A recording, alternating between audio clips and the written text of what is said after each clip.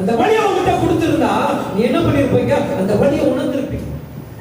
அந்த வழியை நீங்க உணரல, இருதயத்துக்குள்ள உள்ளே போகாதுங்க. ஆனா அந்த வழி மட்டும் தான் உங்களுக்கு பெருசா தெரியும். இந்த வேதனை அவங்களால என்ன பண்ண சொல்லி முடியாது. என் தகப்பன் அப்படிதான் ஒவ்வொரு நாள் ஒவ்வொரு நிமிடம் அந்த வழியை சுமந்து கொண்டு இருக்கிறார். உனக்காக இருக்காங்க. ஏன் அப்படியே வழியை நீ பிடிச்சிருக்க?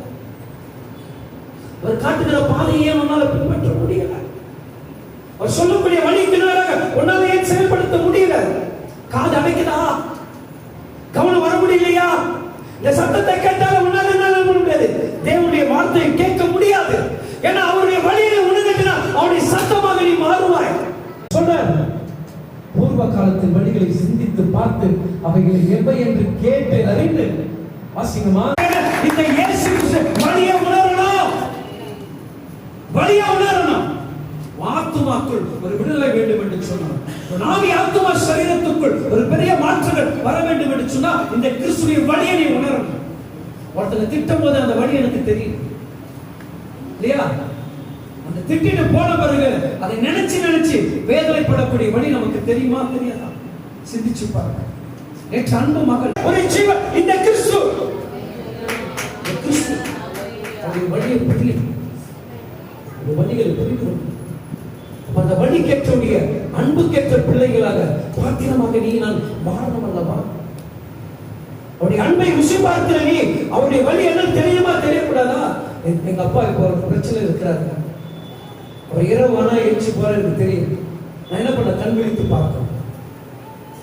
என் தகப்பனாருக்கு இந்த நேரத்தில் இது காரியம் தேவைப்படுகிறது நான் அறிஞ்சு என் கண்கள் விழித்திருந்தாதான் அந்த வயதான 82 வயது உள்ள மனிதரை என்னால் பார்க்க முடியும். ஒவ்வொரு இரவு நேரத்திலும் கண்கள் விழித்து நான் பார்த்துக் கொண்டிருக்கிறது. 5 நிமிடம் 10 நிமிடம் ஏற்றி பாத்ரூம் கடந்து போறோம். எல்லா பிள்ளைகளும் ஆரம்பிச்சுட்டா என் தகப்பன் என்னை விட்டு எங்கேயும் போக மாட்டாருங்க, என்னை விட்டு வெளியே விலக மாட்டார், என்னை சற்று தூரம் கூட விட மாட்டாருங்க, கூடயே நிற்பார், கூடயே நிற்பார். இந்த உணர்வு புரிய நமக்கு அதங்க பவுல் சொல்றான், வழிகளை விட்டு திரும்பி போயிட்டு உங்களுக்கு ஏற்ற ஒரு வழிகளை நீங்கள் ஏற்படுத்திக் கொண்டிருக்கிறீர்கள்.